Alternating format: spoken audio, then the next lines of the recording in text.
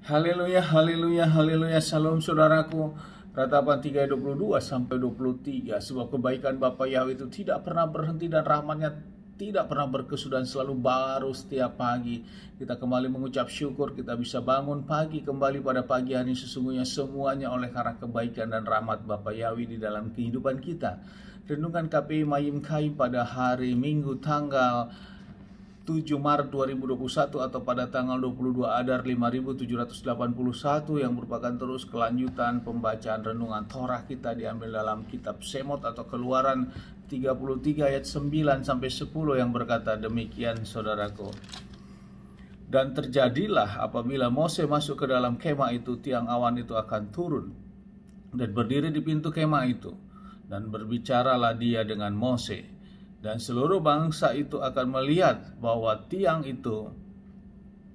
awan itu berdiri di pintu kemah. Lalu bangkitlah seluruh bangsa itu, dan mereka pun bersembah sujud masing-masing di pintu kemahnya.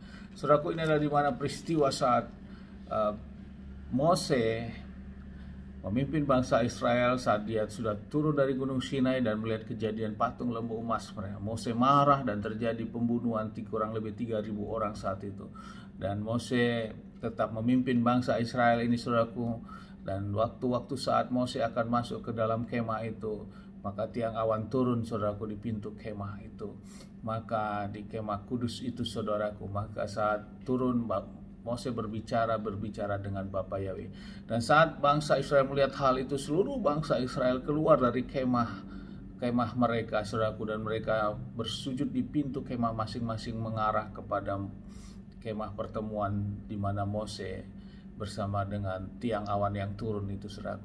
Saudaraku, inilah karakter bangsa Israel pada waktu itu yang Bapa Yahweh katakan sebagai karakter yang tegar tengkuk saudaraku.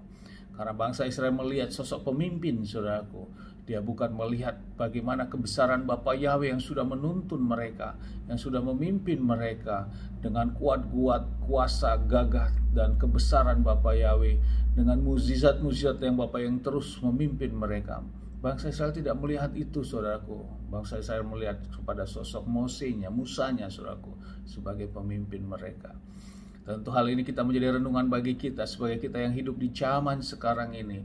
Saudaraku, kita harus bisa lebih dari bangsa-bangsa Israel ini saudaraku, yang dijuluki sebagai bangsa tegar tengkuk.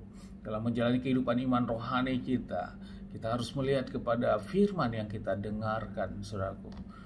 Kebesaran firman itu, otoritas firman itu, kita jangan melihat siapa yang menyampaikannya saudaraku. Ini adalah karakter kedewasaan kita dalam kita melakukan beribadah saudaraku. Karena sesungguhnya yang kita butuhkan adalah kuasa firman itu yang bekerja saudaraku. Tentu lewat daripada gembala kita, lewat daripada pendeta-pendeta kita.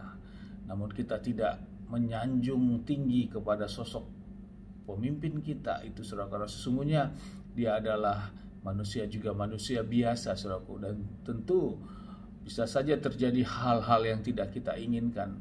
Dia juga mengalami hal-hal yang tidak sesuai dengan ekspektasi kita saudaraku, sesuai dengan harapan kita.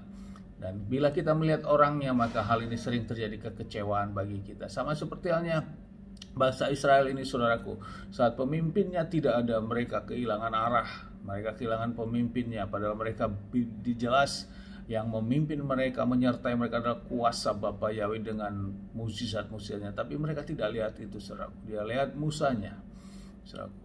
Inilah kekerasan hati mereka. Saya percaya kita yang mendengarkan sharing firman pada pagi hari ini, kita memiliki karakter yang lebih daripada bangsa Israel ini saudaraku, yang merupakan bangsa Israel yang tegar tengkuk. Kita melihat kepada firman Bapa, dan firman itulah yang menghidupkan kita, dan bersama firman itulah kita menjadi hidup saudaraku. Ada terang, ada kemerdekaan di dalam kehidupan kita. Kita memiliki sukacita, damai, sejahtera. Gembala kita mungkin tidak sesuai dengan harapan kita tidak melihat hal itu secara mendalam, justru kita mendoakan kepada gembala atau pendeta kita, sehingga memang waktunya juga pendeta kita akan dibukakan. Itu harapan dan doa-doa kita tentunya saudaraku. Ini menjadi renungan kita, yang kita lihat adalah firman-Nya. Dan firman itu yang menghidupkan, menguatkan kita dalam menjalani kehidupan kita. Amin, haleluya. Sukses besar buat kita, maju terus, tetap berjuang kita dalam menjalani kehidupan ini. Kita tetap menyalakan roh kita dan jangan buka celah, saudaraku. Dari tempat saya berdoa, Bapak yang memberkati dan melindungi kita semua. Bapak yang menyinari wajahnya yang memberikan kita kasih karunia.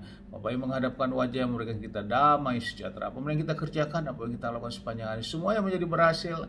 Dan kita orang-orang yang percaya kepada Bapak yang kita tidak dipermalukan. Amin, haleluya. Shalom, saudaraku.